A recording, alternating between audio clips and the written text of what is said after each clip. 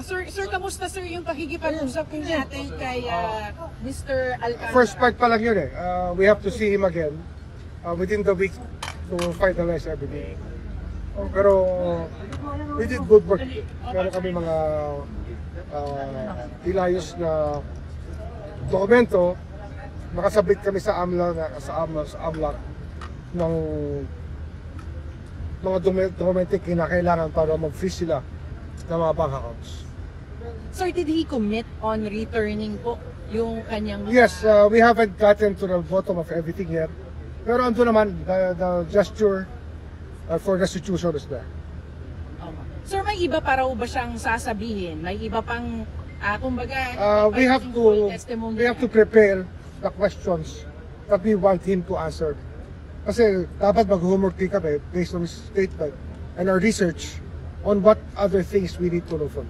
Kailan sir possible ma-announce yung inclusion nila sa WPT? Matagal pa yan. Marami pa tayong i-consider. We have to vet it properly kasi ano yan eh.